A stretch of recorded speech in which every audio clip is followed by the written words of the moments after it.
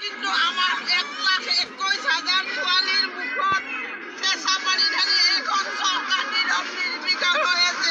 তেওঁলোকে অকল পুঁজিপতিবিলাকৰহে কথা ভাবে, আমাৰ নিচিনা দুখীয়াবিলাকৰ কথা নাভাবে। আজি আমাৰ ছোৱালীবিলাকে 9 বজাৰ পৰা ইয়াতে আন্দোলন কৰি আছে। কি জানি এটা ভাল উত্তৰ পাওঁৱে, সঞ্চালকে পঠিয়া ভাল উত্তৰ পাওঁৱে, কিন্তু এতিয়ালৈকে আমাৰ একোজনে মাজতে ডাইৰেক্টৰ আহিছিলে, তেওঁলোকে আমাক স্মাৰক পত্ৰ খুজিলে, দিয়াচোন স্মাৰক পত্ৰখন আমি লৈ যাওঁ।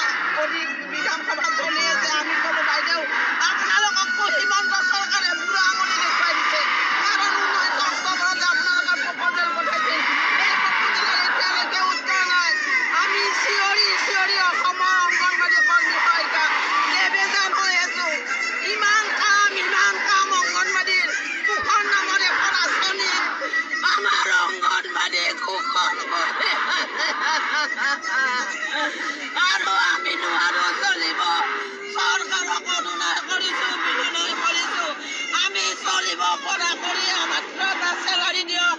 ভাৰতবৰ্ষৰ বিভিন্ন ৰাজ্যৰ ছোৱালীয়ে বিভিন্ন চৰকাৰে তেওঁলোকৰ ৱাৰ্কাৰবিলাকক হেল্পাৰবিলাকক চলিব পৰা কৰি চেলাৰী দিছে, কিন্তু আমাৰ অসমৰ চৰকাৰখনে আমাৰ হাতে খালি কাম কৰাইছে।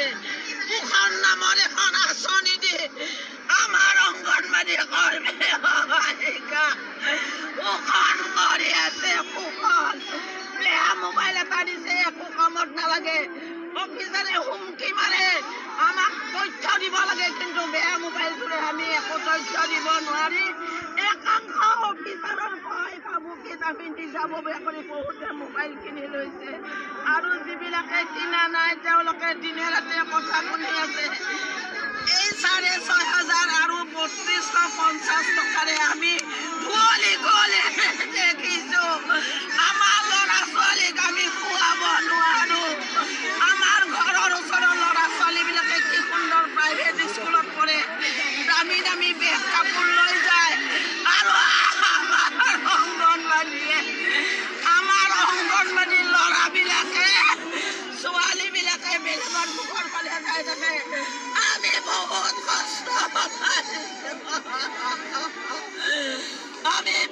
কষ্ট পাইছো। অৱসান বিচাৰিছো হিমন্ত চৰকাৰৰ, অৱসান বিচাৰিছো। যি চৰকাৰে নিজৰ প্ৰজাজনক শান্তিত ৰাখিব নোৱাৰে, সেই চৰকাৰ ঠিক শতধিক আজি এই মূল্য বৃদ্ধিৰ বজাৰত আমি কঙা হৈ পৰিছো। আমি লাগা বস্তুটো বজাৰ কৰিব নোৱাৰো। এওঁলোকৰ পলিচি, এওঁলোকে গ্ৰাম্যাঞ্চলৰ স্কুলত তলা লগাইছে, আৰু আমাৰ অংগনবাড়ী কৰ্মীৰ ল'ৰা ছোৱালীবিলাকে গাঁৱতো আমি এতিয়া স্কুল নাই, পঢ়াব নোৱাৰোঁ, প্ৰাইভেট স্কুলত আমি পঢ়াব নোৱাৰোঁ। গতিকে আমাৰ ল'ৰা ছোৱালীয়ে এতিয়া বৰশী বাব, ফাংটা খেলিব, আৰু চৰকাৰে পাতি দিয়া মদৰ দোকানৰ পৰা সন্ধিয়া মদ খাই ঘৰৰ দুৱাৰ খিৰিকী ভাঙিব। এনেকুৱা চৈতানি কৰিছে এই চৰকাৰখনে। এওঁলোকৰ নীতি আমি ওপৰাব চেষ্টা কৰিছোঁ। কেনেকৈ অনুভৱ প্ৰথম যেতিয়া আৰম্ভ কৰিছিল, এইগৰাকী